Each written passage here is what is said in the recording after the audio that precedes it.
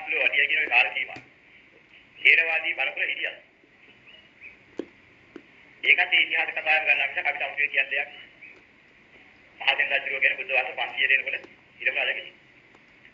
මහදෙන් රජු ඔය කාලේ වෙනකොට මහා විහාර වාසී විසුණුන්ට විරුද්ධව පාරගාන විදියට එයාට ගන්නපු ගුරුවරයා පුරුදු කරලා තිබුණේ ඒ විදියට. නවාගෙන තිබුණේ අබේගිරි වාසීන්ගේ පස්සපාතිය මහා විහාර වාසී විසුණුන්ට පාරගාන විදියට අදහස් දීලා උගන්වපු ඉගෙනුම් බහ තමයි තිබුණේ. ඉතිහාස කතා කියන්නේ දෙතුටි සහ මහදෙන් කියන මේ දෙන්න පුතු දෙන්න ඉතින් රජුගේ ඊළඟ අකුරු ගන්නන්න සංඝ මිත්‍ර කියන කෙනෙක් ඇවිදින්න. මේ වේද පරප්‍රාප්ත බ්‍රාහමණේ එයා තමයි අකුරු ගන්නේ.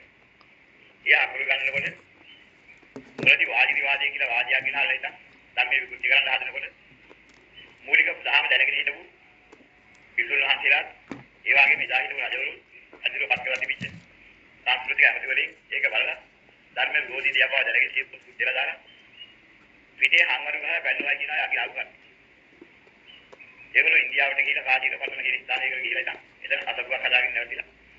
එතන ගෝලිය හදාගන්න එක ගෝලිය දැක්කා. හොඳ ත්‍රිවේද පරප්‍රාප්ත බ්‍රාහ්මණී ගෝලිය කරේ ඉඳපු එකනේ.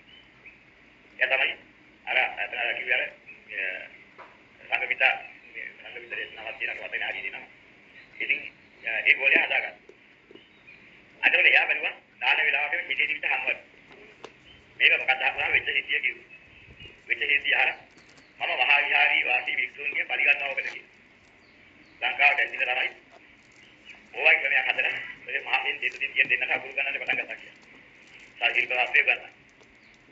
දෙතුටින් නමා ගන්න බැරි වුණා.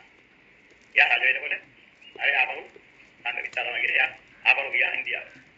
අවුරුදු 8ක් රජකම් කරලා එයා මල. ඒතර මහදින් රජ වුණා. දැන් යාට පාටික යාගෙන ගෝලයා රජ වෙන බවද ගත්තා ආපහු ආවා. ඇවිදින අබේගිරි විහාරයට ඇවිදින්න ඒ ඉතින් මහා විහාරයට මාර්ගෙ තේරවාදී මාර්ගෙ. ඒතර බුද්ධ වර්ෂ 500 ඇවිදින්.